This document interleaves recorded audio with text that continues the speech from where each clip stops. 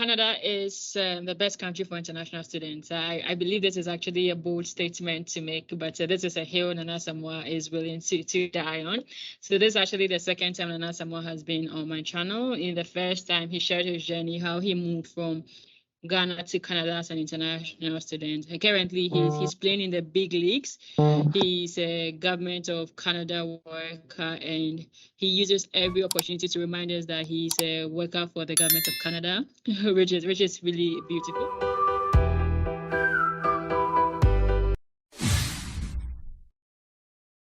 If you are new here, I'm Barbara Borgia, and I create content on studying abroad. If you haven't yet subscribed, this would be a great time to subscribe. Like this video, and if you have any questions, leave it in the comment section and we'll attend to you. So before we start this conversation, I'll allow Nana Asamoah to introduce himself, then we can start talking why he believes so. Thank you very much, Barbara, for having me on your show today. And like you said, this is my second time on your show. The first time when I came here, I was a student. But I'm no longer a student. I am a civil servant now, and I work for the government of Canada at the provincial level, specifically for the government of Saskatchewan. And I'm happy to have a conversation today about the reasons why Canada is the best place to live. So thank you very much for having me on this show. Okay, thank you. Are you a permanent resident now? I am a permanent resident now, and actually I just became a permanent resident just last month. So that is a plus for me. Can you turn around so that we see the new permanent resident? Let's see the look now. And just give us some 360. Yeah, give us 360. Actually, though, I think I did gain a little bit of height when I became a permanent resident. I just gained an inch of height.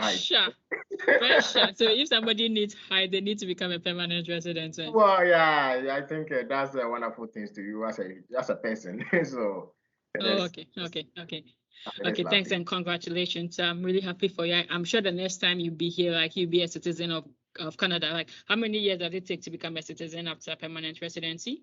Well, because I was a student here, so it's just 2 years. But if you weren't a student, as a worker, you have to do 3 years before you're eligible. Okay, so you just have 2 more years. Yeah. Then you change your passport. Absolutely.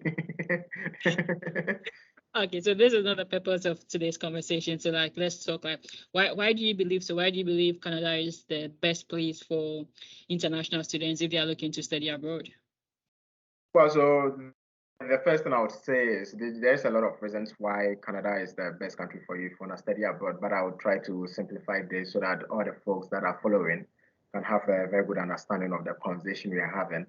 But the first thing I will point out is that the people make a place, right? And being a Ghanaian, I've seen the hospitality of people. And I think Ghana is one of the countries where we are very hospitable people. We treat people nice. But when you think of that and you think of Canada, I think in Canada it is magnified in tenfold. The people are really nice in Canada. And when you come in, the welcome alone is superb.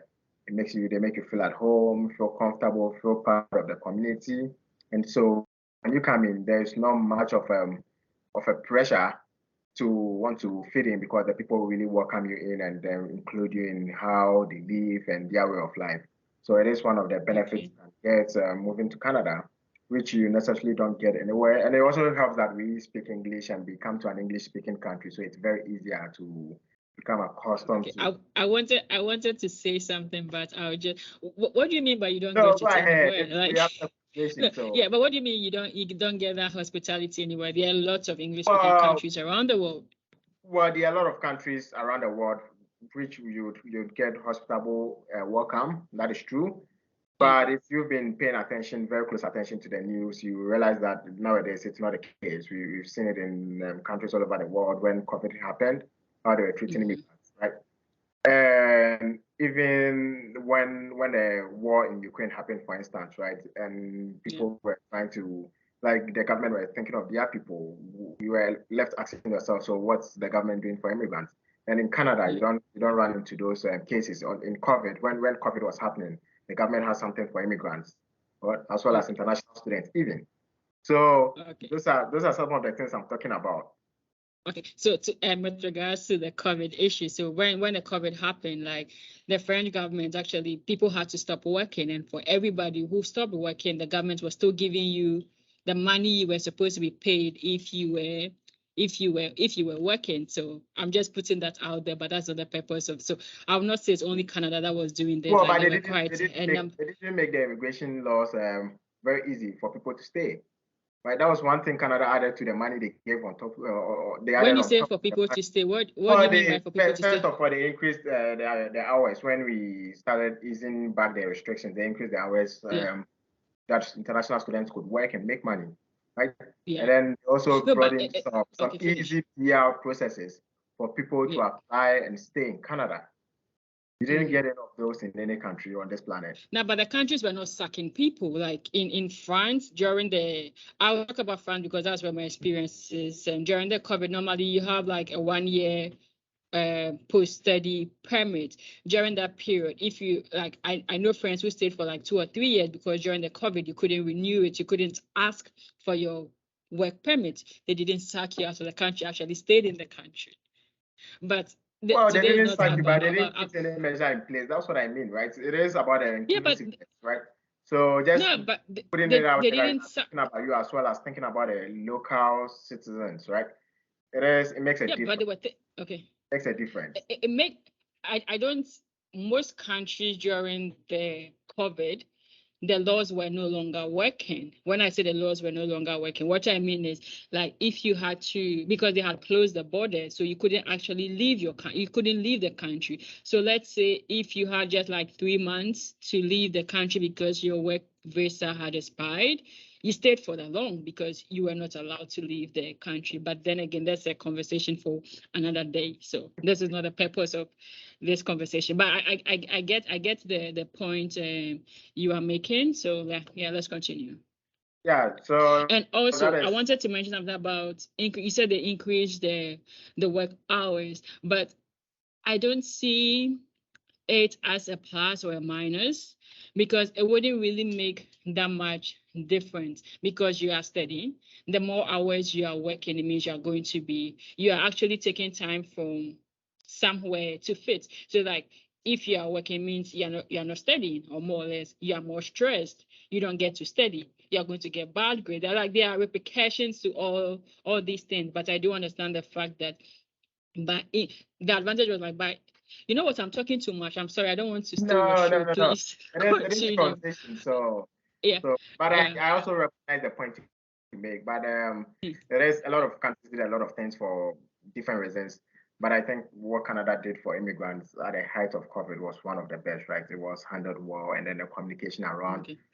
care about you was very important to people who were outside Canada and trying to get it Okay. right. They look at this and go like, "This is a place I want to be," because when in times of distress, right, they don't just think about their citizens, but they think about That's every single person in the country. everybody. That's good. Yeah.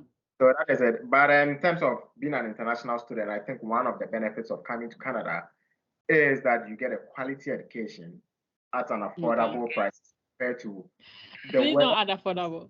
Please don't add countries. affordable. There's nothing affordable about the Canadian educational system. But yeah, let's continue. It is I'm the sorry. I'm sorry. education you get. The education you get at the There were price you get it for is one of the affordable ones you can get. Like you can't get such affordable education in the UK, right? You get the same quality but higher education compared to the Canadian equivalent. And what maybe makes you I'm think it's okay? No, well, just so I continue. came in and Sorry. did a master's in economics program, right? And my tuition, in addition to my student fees and everything, was roughly 7,000 Canadian dollars for a Yeah. master's education in economics. You wouldn't get that. I know Yeah. it's different for certain provinces, and even in Ontario, it was much more Agreed. expensive, right? But it is still Agreed. affordable. And if you compare Ontario, the tuition rate in Ontario to maybe London, for instance, right? Like it is, Yeah. yeah, it is quite cheap in Ontario. And I don't know Europe, but I know education in Europe is pretty much expensive. But it's not just the quality of education. It is Education in Europe is not expensive. Well, it not. depends on the country. Well, I know Germany has like tuition-free system, Yeah. right? But Yeah. in Canada, it's not just about even the affordability of the education. It is also that you also have a lot of support, either through your ability to work and make some income, Okay. or your ability to get a scholarship. And these scholarships are easily accessible. It's. I mean, you have to have the grades and you have to have all the requirements, but they are accessible. And I usually, when people reach out to me and go like, "Hey, I'm trying to apply for scholarship," and because in some of the countries there is like sometimes they have websites for scholarship and all those things, so you have to. And when I tell people my experience, I tell them, hey, I just applied to the school and I got admission. The school considered me for scholarship and I got a scholarship. That was how easy it was. But sometimes it sounds unbelievable, right? And so that is another So major. just, okay. I don't agree with what you're saying, but let's continue. No, I which don't part don't sincerely, you? I don't believe, I don't, but I get the point. I get where you're coming from. Like in your province, like fees are cheap. Like, but I have friends who are paying. I have a friend who is in Bishop's University, or even let me use Montreal. The Quebec region, like they also have one Yeah. of the least fees in the province or in the country. I think she's paying. I'm not sure if it's 10,000 per session or it's 10,000 per year, but I know friends in other regions in Quebec who are paying 10,000 per session. That's every 4 months you're paying 10,000. But then again, it's based on provinces. So this is why. So when people say education in Canada is cheap, I don't agree with that. So I there are don't. two things That's over here. also because The first is if you compare the cost of living in those provinces, right, to similar places around the world in terms of cost of living, yeah. you find out that the education is significantly expensive in those places. And the second thing is we talk about average, right? If you strike the average cost of education in the country, it is one of the cheaper ones around the globe. What's the average in the country? The average, I think, for a session, the average currently stands between 10,000 to 15,000. Yeah. Right. So I'll use the well, that's 10,000 per session. So that's Yeah, but that's 30,000 Canadian per dollars. year. Consider if you No, put but that you to can't. the euros, the pounds, the Yeah, yeah, US. yeah. But you're economist. You don't do the conversions that way. It's No, the you do. cost You of have to strike a living. parity, right? To be able to compare things, you Yeah, have to strike a parity and then you put them on the same scale. So if you have exactly. right, and so if you We're convert, making this too if you technical. I'm sorry. if We're you making even this convert, if you this. even convert this Canadian dollars, right, into all these other currencies, you find out that the figure actually comes down, right? No, but Because all these other you can't just convert like that. That's what I'm saying. Is the cost of living in the country. You can't just convert it I just hear, like I hear that. the point you are making. But if But we we are are making this too complicated. This conversation is supposed to be light-hearted and all that, but we are making it so. Yeah, yeah. yeah. So So, no, but but I just don't believe. Yeah. it is one of the affordable ones around the world, right? With the quality you get, and so it is a benefit to you as an international student when you are coming in and with all the stresses that goes along with traveling. You are coming to a country where there's the opportunities to have access to scholarships, to have access to jobs, to work whilst you're in school, right, and take care of yourself.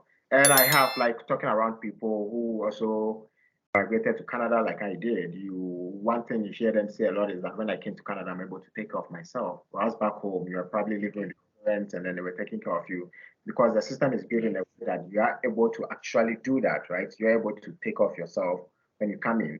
And some of the struggles you actually go through in places over here, it is you go through the same struggles, but at a minimal level, right? Because you have a lot of support around to really aid you as an immigrant. And so that is one of the benefits of coming in as an international student. It is the most important thing to me when I was coming, just looking at the cost and comparing the cost around the world and going like, no, it is Saskatchewan for me, right? That was the Yeah. deciding factor. So you get that as well. And then you also get But before you continue, so this is one good thing I do like about the Canadian education system. I don't dispute the fact that they have really good educational system. Well, it also depends on the university you are going to. But I do believe that the education system is also really good. And also in the university, there's a lot of support, not just only financial support, but mental health, like your professional health. Like there are a lot of activities that there are a lot of events that are being organized in the university to prepare you for the workforce. But at the end of the day, this is something that you have to take advantage off. Like the university also organizes a lot of events for international students where you get to understand the culture, meet new people. I don't know if this is the case everywhere, but like this is my experience where you get to meet new people, you settle in and all those things. And one thing also, like as compared to Europe, as compared to France, there are lots of internal scholarships. Most of the time in Europe or in France, in Germany, once you need to get a scholarship to get in, once you get in, your chances of getting a scholarship during your studies is very slim. However, in Canada, there are lots of internal scholarships. So you can even enter the university without a scholarship. But each year, there are lots of bursaries that come around that you could apply to. And also, they are also not always like financial based. Like if you're an artist, like there are events that you could apply for. And as compared to US, where you could only work on campus, in Canada you could also work off campus. Like on campus, there are a lot of jobs where you could do apart from your assistantship. So like for me, that's one thing I love about the Canadian educational system. But affordability is obviously not one of them, owing to the fact that like in France, with 243 euros, you could get a full year master's education. Like that's currently, even Sorry, let's how say much? if the 243 euros, Oh, no, that's less than 4,000. Yeah. So just imagine like if I'm paying that's for a year, and you come here and you're like 10,000 euros every 4 months. Like it's a whole like. But yeah, so that's what I just wanted to mention so you on don't the issue think of it's affordable? was it? You don't think No, I it's don't think it's affordable. I don't well, think it's affordable. I no, I don't. think it's affordable. Like if you compare to our neighbors to the south, right? And I had a friend The who US. who got admitted to a master's program in economics, and the tuition was Okay. $50,000 per year. Yeah. Yeah. But when you got your funding package, did the funding package include your school fees, or you had to pay for your school fees? Well, so you probably know how this works, but let me explain it for the folks who don't. Yeah. And Yeah. what happens is that you get a funding letter that you have been given this amount of money. But the way the funding is structured is that they give you the amount that could cover both your tuition and your cost of living. And when I was coming in Okay. the Canadian, the average cost of living in Canada as at then was, I think, $10,000. So Okay. about $18,000 for my first year, Okay. 10,000 for my cost of living, and then the remaining dollars for my tuition and fees and all that, right? So it really did cover everything. But in terms of, do they pay the tuition directly for you? No, they give you the money and then you decide what to do with the money. Yeah, But but that's the difference with the US. Like when you get a funding for US, you can get like this your case is different because I just had a call with somebody who had like 16,000, was it 16,000 for her funding, but she still had to pay a piece of 14,000. So these are because that's also because you are in Saskatchewan. Because if you had 18, did you say 18,000? 18,000, yeah. And you needed to pay 9,000 per session. But if you're in another province where the fees is like 10,000 per session, you need to find the money to pay the fees. But in the US, you could get a tuition waiver plus the funding. So like when we are comparing, we have to consider all these things too. I don't know Right. if you get where I'm coming from. I get where you're coming from, but that is what I also got, right? I also got a tuition plus my money for my cost of living. No, not necessarily. It just so happened that the province you were That is, in. I think that is how Because, the school structures is, and I think giving the money to you doesn't have to do with the tuition. I yeah, think it has to do with the systems that puts the money in your bank account, right? The school doesn't have the yes, authority to exactly. use the money to pay your tuition. So what they do is Yeah, rather than do that, they have to bring it into your bank account, right? They have to go through the books that have been paid to the individual, and then you use it to pay off your. But your saying that fees. there's also a lot of ways to pay your tuition, right? You don't need to pay I that agree money with you. upfront. You can always go and then make a deal with the school, and then you pay it in bits, right? So there are a Yeah, lot of yeah. things around this tuition. But if you compare the quality of education and the cost of it, right? If you compare, like probably someone has probably done this analysis somewhere and it's online. We can easily reference and find it, and you probably see Canada at the top there, the quality and then affordability, right? It is. It is one of the things that really made me consider coming to Saskatchewan or coming to Canada was you get a very brilliant education, right? It is, this country is also one of the country, I think the most educated country in the world. I don't know if they are still are, but they were one of the most educated country in the world. They have a very good education, and then the cost is significantly low. Okay. To each his own. So that is what I think. So yeah, so we look at the hospitality, we look at the educational system, what Right. else, like why is And it? then the third thing is healthcare. I know there are Okay. a few countries in the world that gives you universal healthcare. I know UK has like the NHS, but I don't know how it caters for immigrants in the UK. But in Canada, Okay. once you land in, even as a student, you have access to free healthcare. And so it is. Well, it's not free, my dear. You pay for it, but Well, it's not if you free. You land in pay. Canada and you are not working, you are just a student, I don't think you are paid for healthcare. You pay for health insurance. No, Your school no, I'm didn't not pay talking for about health insurance. insurance. Okay, like I didn't have insurance until I started working. No, but I'm talking about, we are talking about international students. So you Well, pay yeah, for your that was health what I mean. insurance. Once you come in and then you get your provincial health card, you have access to free health. You don't need to No, pay. but you, well, maybe I think maybe it's Saskatchewan, but No, most like all universities. the provinces have health cards. So once you come in, you get your health card. You can't go to the hospital for free. Well, that's not the It case. You is can. no, Saskatchewan is the birthplace of universal healthcare. And once you grew Okay. up in Saskatchewan, it was spread across Canada. And so Canada has a universal healthcare system where if you have a provincial card, every province have their provincial card. If you have your provincial health card, you go to hospital for free. And I can Yes, but speak what of I'm this, saying, I can speak with do you authority. pay? Yeah, do you directly. pay? No, but I'm also talking of my experience and the experiences of my friends. You pay for in your fees, you pay your school fees, and you pay for health insurance. No, And so like I we are think talking about two different okay, things over here. okay, So you still get health insurance. Like my license, for instance, right? That is not, it's not covered in the free healthcare. So if I okay. go to see my optometrist and then I'm prescribed that's where my insurance kicks in. That my insurance Yeah, but that's not what I'm talking about, though. well, but let's say if you come in and then you have an unfortunate injury and you have to go to the hospital with your you get free healthcare with your health card, right? You don't need to pay. Like you walk into the hospital, you get treatment, and then you walk out for free. That's what I mean. Like there's no insurance. Like it is already insured and covered by the government, so you don't pay for those services. That's not the case here. That is. I can speak on No, but this issue because yeah, I work in the space of healthcare. as I said, no, we could, when we are done with this conversation, you could in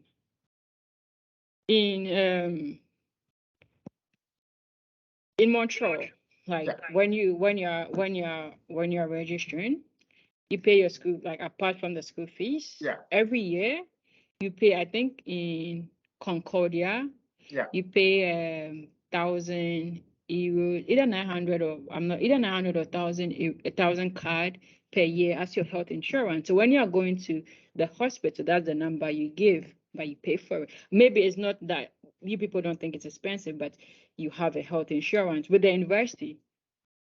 No, So I know that. I know that okay. you have health insurance with the university, Okay. but I'm like even in Canada, right? Like in Saskatchewan, even and across like Alberta, Manitoba, all these provinces, even BC. If you have an insurance and you walk into a health facility and you don't show a health card, I don't think you would get a health care. So the health card is the first point. Like insurance is a secondary issue. Insurance, we don't have health cards. Health card is the first. After this, I'll leave you to. I'll let you explain this. But after we are done with this conversation, if you have friends who are international students, I think it's called health insurance. Maybe I think it's called health insurance. No, like ask them how much they're paying for health insurance. No, so I can show you my provincial health card. If you have that health card. I'm not disputing the fact, because I have a friend who is on his postdoc and he has a health card. He has called RAMQ or something. But this is somebody who is on his postdoc, so he works. But all I'm trying to say that this might not be the case for international students. They do pay health insurance to their university. It is the case for international. And that's what I mean. Like, so let me tell you my experience. When I came in first, right? Yeah, but when I came in, you are telling your experience. I'm also sharing my experience. But so all I'm saying is that we can't do back and forth. So I'll listen to your experience. But what I'm saying is that Canada government has the system in place where if you come in, even as a student, right, once you establish your residency by renting a place and providing the appropriate documents, you can apply for your health card. and I got my health card right from the beginning. And what that meant was that whenever I walked into any health facility with an injury, I get treated for free, and then I walk out. Okay. And then so they bill that treatment to the government. Okay. So it is free universal healthcare, and Canada is the birthplace of universal healthcare. So I would be shocked if there's a province in this country that doesn't give free healthcare to even students. I don't know. I Yeah. think the case is different if you come as a visitor. I think it is different. Okay. But if you So come as a now visitor, you know. as a student, no, as a Now you visitor, know, so you go look into it. No, I'm not talking. We're not talking about visitors here. So now I've explained my experience and the experience of other people. So after this call, you could look into that. So maybe it's good that Saskatchewan doesn't pay health. Wait, no, okay, it's the not person didn't go Saskatchewan. to It's Saskatchewan. actually on the provincial web. If when you go to the Okay, so provincial your site, province. So yeah. no, sorry, when you go to the federal website on healthcare, it is Okay. like they give you the processes to apply for a health card when you come in as a new resident of Canada. They give you the processes for every province. So I know for sure that every province has that system in place. And yeah, so all I'm just yeah, so you get free healthcare where in other places you don't. I don't know how the NHS is for students in the UK, because I know the UK also has the national health insurance. I don't know how it is for students in the UK, but in Canada, when you come in as an international student, you have access to that free healthcare. So that is one of the benefits you get in coming to. So let's say, so if you want to access the free healthcare, what do you do? What's the process? What do you do? Well, so the first thing you do is that when you come in, I mean, obviously we all do that, but when you rent an apartment, right, and then you're able to establish your residency, you use that residency to apply for the health card, the province that you live in. And so once you apply, in Saskatchewan, it takes, I think, a week. And so they respond to you, and then they approve your application, or they ask for more documentation, whatever it is. But once you get an approval, the health card is mailed to you. And so when you have it, when you go to, because without a health card too, and that I don't know if it's the same for every province, but in Saskatchewan, without a health card, you are not able to access the healthcare. So what will happen is, even if you have insurance that is covering for that services, when you go, the first thing they ask you is, where's your health card? Okay. To be able to document it, and then because what we have is a centralized system where all your health or your hospital visits or center visits are documented, right? So they're able to they have to document all those things. So that is the first point of contact for you, is they ask you where's your health card, and then take your number, and then they put it in the system, and then they give you care. So that is how it is in Saskatchewan. But I know across the country, all provinces have a system in place, because the federal government pays for the bulk of the funding that goes into providing these free services. Right. So it would be very illegal, I think, for a province to charge people for this. But the question here is, do international students have access to it? Yes, I think international students do. And this is not just my experience. This is the experience of all my friends across the country that I came in here with. I know they all have access to free healthcare even when we're students. So it wasn't one of the things we had to really worry our heads around if we ever got into any freaking job of sort, because over here when it snows, you sleep a lot. So it wasn't really a concern, And so I think that is one of the benefits in terms of just thinking about, do I move to Canada? Yeah, you move to Canada because you get access to free healthcare. There's a question mark there, but my next question with regards to the healthcare, like how easily accessible is it to get a doctor?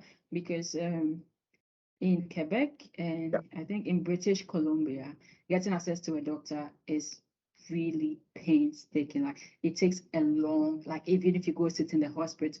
I had a friend, we are in last year in December, like we hung out and he had a tummy ache and he had to be rushed to the hospital. He left around 6 p.m. and that's at 10 p.m. He has still not been able to see the doctor. I also have this other friend who she has a chronic disease. It's like getting to the hospital and seeing a doctor, like there are two different cases. Like the wait time is very long.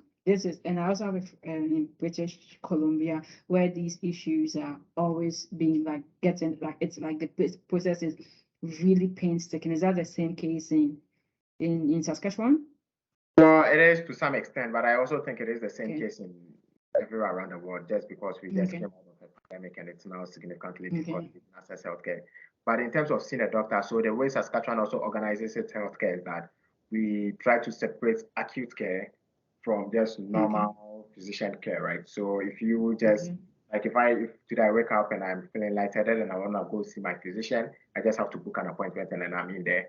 When it is an acute case or an emergency case, and I get put on like an ambulance and taken to the hospital, there are emergency doctors there who take care of me.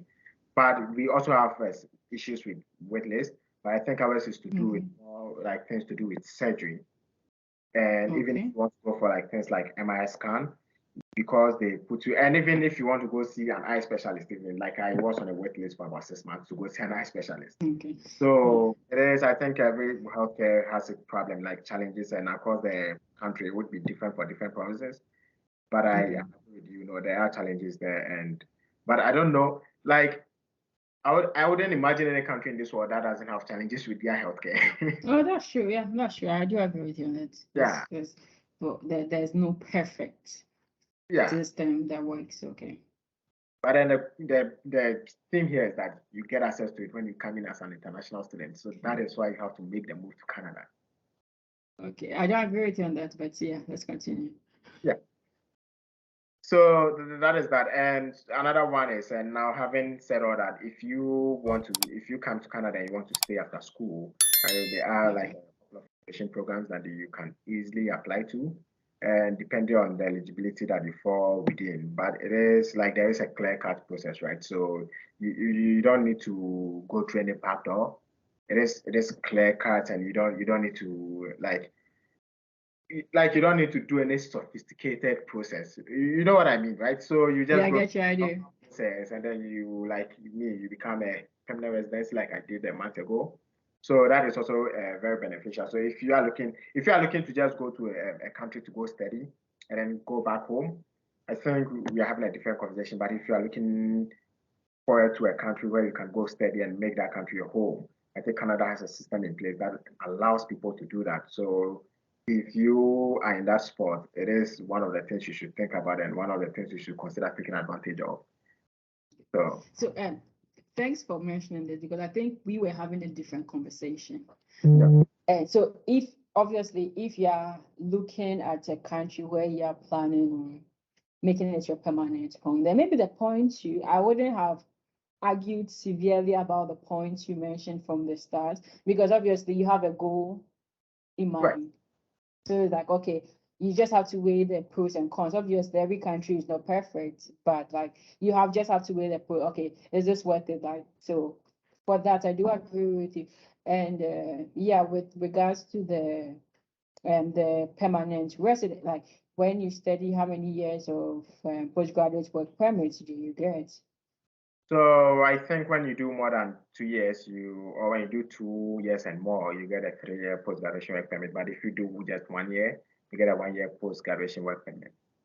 And so, yeah, that is that with that. But I don't think getting a 1 year or 3-year post-graduation work permit makes a difference, because when you even get the 1 year and you are in a country, for instance, but maybe in the end, after that 1 year, you've not found a job, I think there's something else you can apply for that would help you stay in the country.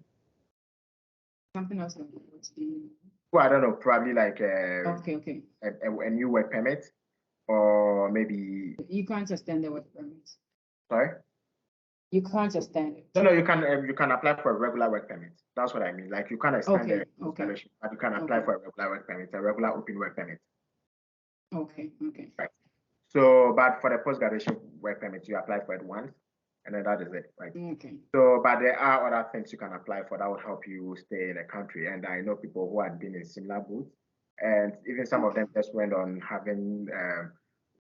You apply for something, then you're on implied status, right? And then with that, you're able to still look for jobs and find something to do. So it is one, but certainly during education for 2 years, you get 3 years, and then there's that leeway to have a lot of time to find something you want to do and go on the processes from there. Okay, and let's look at the permanent residence. Like, what's the process? How does the clear-cut process? What is the process?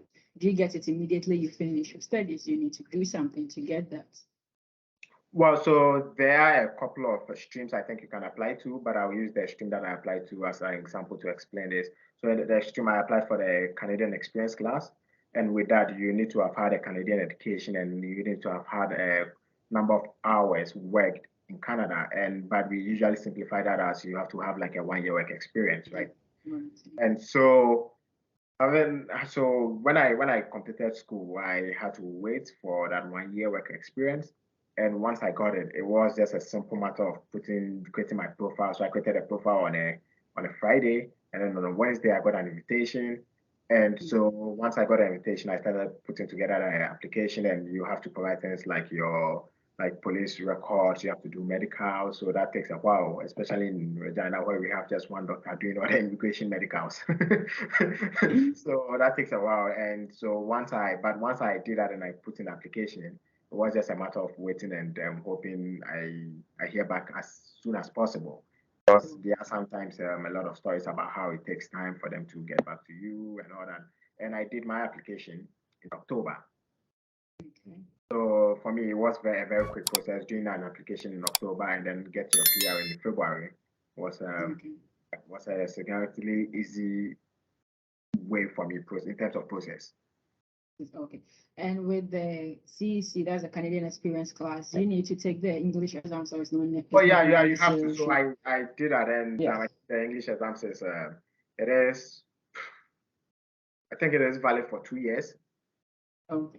So when I did school, when I was done with school and I was working, I also started preparing for it, and so I took it in the middle.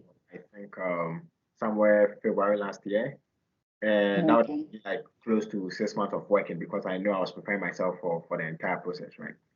And so, no, sorry, go ahead. No, finish. No, but I think I did that just to allow myself just some time so that if I didn't really like the score I got, I can go back and rewrite it. Right. Okay. Yeah. So the reason why I brought this up is you had a Canadian education, but you still had to write the English exam. So I'm just putting this out there, like for people, there are a lot of agents who are telling people they can help them to move to Canada without writing the exams and all this. There are a lot of clue, but my point is the process is just straight forward. Like, because even somebody who even had a Canadian experience is required to write the exams, and the exams is not difficult. You just have to study and do it. So the CEC also, is it like a point-based system, or do you need a cut-off? It is a point-based system. So you get points from your education, your experience, the English score. Okay.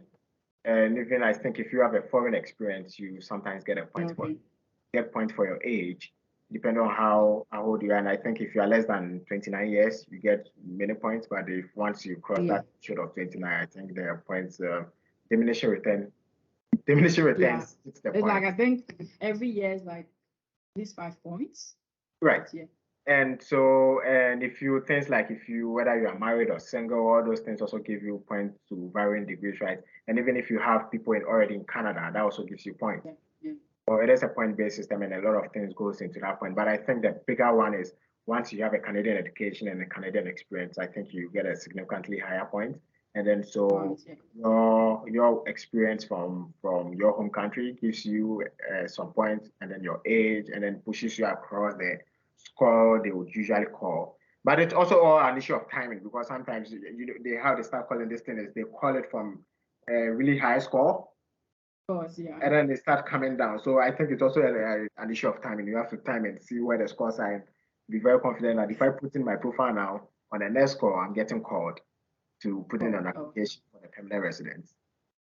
Okay, that's good. Is there any other things you also want to add, like why you feel like Canada is like a great? Well, there's a lot, and back to your points that we shouldn't have gone. I think we should have gone through all those things because those are the things you originally use or consider in terms of making your choice, right? And then once it comes, and then you start thinking about the rest. So those are, but it is once you also have the PR, one of the benefits here and the key benefits for folks who are interested in starting their own business. Once you have a PR, you can start your own business lawfully. Okay. So it is a huge benefit if you are a business person. I am a government person. I would like to work for government for quite a longer period of time if I choose my next career. But if you're a business person, if you are an entrepreneur and you want to start a business, Once you come in, you get a PR, you can lawfully begin a business. And I don't know what the processes are in terms of that for other countries, but I think it is one of the things to really consider coming to Canada. But there are also bad aspects is you get taxed a lot. Yeah, I know, right? The more money you make, Yeah. I think my issue is that because the capitalist countries, like the more money you make, like the money just goes. So I think that's one of my major issues. Well, that is why you get free healthcare, Barbara. You pay taxes to get free healthcare for As every. I said, I don't see the free healthcare. I don't see it. Unfortunately, you see it. I don't see it. So till I see it, I can change my Well, mind. there is free healthcare. It is like it is For one me, of I think the it free is one of healthcare is on the things that paper. is said about The Canada. free healthcare, exactly. It's on paper. The free healthcare is on paper. I don't see it in reality. On paper, there is, but it's Well, not the it same in is, reality. That's what I think. but having said that, your taxes and all these things, although you get taxed a lot, you also get to live a high quality of life, right? And I actually think it was last year or beginning of this year that a study came out and three of the best cities to live in, right? Like in the first five, like five of the best cities to live in had three Canadian cities. And in North America, just think about The it. first one was Australia, no? The first one was No, Australia. like in North America, the first city was Calgary, I think, and then there was Montreal and Okay. Vancouver. And just think about like we are on a continent with New York.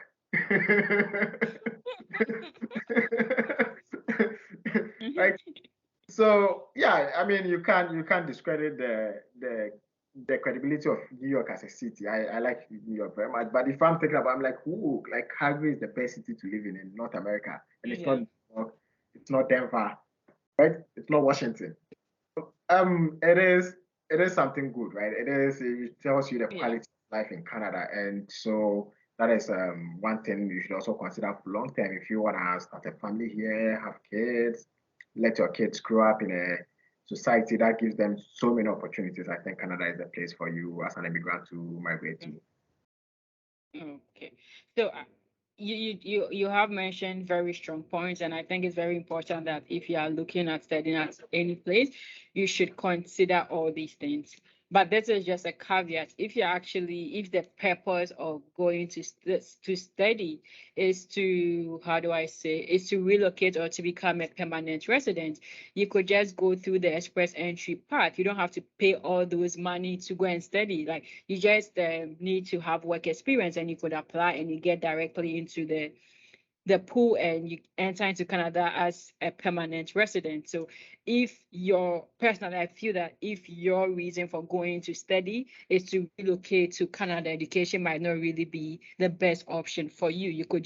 Canada has a pathway that allows you to enter directly as as a permanent resident. So go get the education somewhere cheap, then transfer your way into Canada to enjoy all the benefits I would disagree. I Nana would disagree on Samoa the cheap part. said. Okay. Uh, all the benefits Nana Samoa said. There was the permanent residency. How long is it? Unlimited, or there's a duration for it? You have to Well, there renew is it a out. duration What? for it. There is a duration Okay. for it. So I think you get it. It's a 5 year interval. And in that 5 years, Okay. to be able to still keep your status as a permanent resident, I think you have to Yeah. stay in the country for 3 continuous years. But not necessarily 3 continuous years, but in the total sum of the 5 years, you should have stayed in the country for 3 years. Okay. So when you stay somewhere for more than that year, you lose your status. Well, so if you get a permanent residence and then you go off like between your dealings with like your attachments to the other side of the world, so you're out of the Yeah. country for more than 2 years, it becomes a difficult process when you want to reapply for your permanent residence status once the 5 year is at end. And okay. And sometimes people do lose it, but other times there are other considerations that come in. And so, Okay. because the reason for you staying away has to be evaluated by the immigration officer to make sure it is a valid reason for you to have stayed away, Okay. right?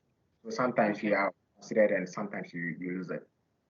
Okay. Okay. Then thanks. So I always enjoy talking to you, and I hope you also enjoy talking to me. But Thank if you you. don't, I Uh, I want to say this to your viewers, and I think what you okay. do is really fantastic in terms of putting this content out and for all of them to have access to it. showing them the ways and on how to get scholarship or how to even move to other countries, interviewing. I've seen some of the videos with some of the people you've interviewed, and I think the content they shared were really, really resourceful. So it is. I like it being here, and I hope I can contribute to the discussion to you and the interactions you have with your viewers. But one thing I would say, though, and you did actually say this just a couple of minutes ago, is it's like it's not a difficult process to actually want to migrate to somewhere else. But it is the fact that you also don't have access to good information, for instance. So you might rely on someone who would come in as a consultant or whatever to help you.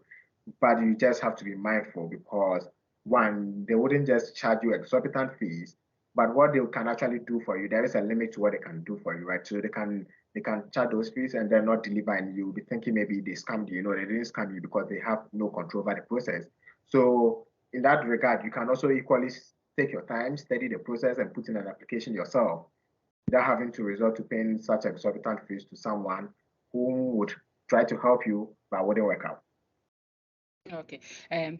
Thanks once again. So I know these are your final words, but are they like final words before we can say goodbye to the session? If you want me to talk, I can keep talking to probably No, just like something wrap but up. the Like final word. okay. So also like let me just there's been a lot of complaints about also I think also it depends on the program you wanted to study. Some programs require you to have a research, have a supervisor and all those things. Like for you, luckily the process was quite easy for you, but other people have a lot of issues. So for people who are trying to study in Canada and it's been difficult for them to even get admissions, or even when they get admissions, like when they get to visa, they get their visa rejected. Like what can you tell these people? Well, so what I'll tell them is that they have to keep trying. And it doesn't matter if you got rejected once, because it happens a lot actually. The rejection, it's people don't talk about it, but it happens a lot. You get rejected and rejected, but you have to keep trying. You don't have to give up. So try and try and try. And when it comes to the issue of finding a supervisor, I think one thing I usually do tell people is that when you are emailing some of these professors to seek their input or to want to have them on board as your supervisor, don't usually email them with your Gmail account. Just because being around the society and being around academics, I know people generally just see emails that are coming from a Google account as spam or like something, right? So they just ignore it. So if you happen to have the email account of a school like we did when we went to the Invest Ghana, when we had like our student account, you are better off using those accounts. Okay. So, but in terms of you just have to try. You have to try. You never give up. If that's the end goal, is you want to come or go somewhere, and then you get a rejection. The rejection is not the end of the world. You have to keep on trying, and it won't work out. It has worked out for a couple of people after about 4 tries. So there is hope here. There is hope, and you always have to think about the end goal. What do I want from this? Is it just to try it once and then abandon it, or do I want to leave? Right? If you want to leave and you try once and it doesn't succeed, you try again. Okay. So before, something just came into my mind. Most people who want to study in Canada, like there's the issue of the weather. Tell us about that. What do you think of the weather? I was trying to escape that, Barbara. Well, the weather is actually quite terrible, and it gets terrible during I think Okay. from December to maybe end of February. It is terrible, and if you Okay. live in places that I do, like in Saskatchewan, Manitoba, and even Alberta to some extent, it is horrible. It is horrible. It's one Okay. thing you never get used to, and it's one thing you never enjoy about Canada. But it is still worth it. It is still worth it. Okay. I wouldn't let the weather discourage me or encourage me to discourage someone from coming to Canada. Because we also Okay. have fun. The weather, yeah. Exactly. And one thing is also like when people mention the weather, I don't think the weather is a big deal because it's not like you go out naked. Like there are clothing that have been built for these places. You have heats in your room. Obviously, if it's snowing like and you need to go to work, you will have to go to work. But it's also your duty to protect yourself. So just get the good clothing. Like also because there's a lot of snow, you can get to do a lot of sports. You get to experience a different culture. So just enjoy the cold. The cold will will go away. And I hope Nana Samoa has been able to convince you. Well, he wasn't able to convince me Well, though. and That it also gets easy with the weather, right? Like currently this winter, I didn't feel it very much because what happens is I get off my room, get into my car, go to work, stay at work, get into my I mean, now right. you're a big So, boy. Now you're a big boy. You have the car, like that. You see, so, you're a big boy now. So so so it, your level has has changed. So that's not number. He's just trying to tell that levels can change. Like yeah, that's what I mean. he just levels can change. So that's the summary. So yeah, I hope Nana Sama was able to convince you that Canada is actually the best for international students. And even though I did mention some points that I do not agree with, I believe that finally, as an individual, you should be able to make these choices for yourself. You should be able to weigh the pros and cons. Is this good for me? Is this what I want? Is this what I'm looking for? But generally, for any country you end up in, make it work for yourself, because obviously not everybody can go to Canada. There's no so wherever you land, look at the opportunities available and see how best you can use it for your benefit. So Nana Sama, thank you once again. I hope to maybe in the next 3 years, maybe you come on again. Maybe now you're a citizen and you have something different to show. Maybe I'll bring you on board also, like to see like people when they are done with school, how to get a job and all those things. It would be a very great conversation for us to have, to also help people who are done with school and how they can take advantage of the system. So if you haven't yet subscribed to my channel, this would be a great time to do so. Like, share with your friends and families, and to hear from me again. Bye. Thank you very much for having me, and take care. You too. Okay, bye bye. Bye.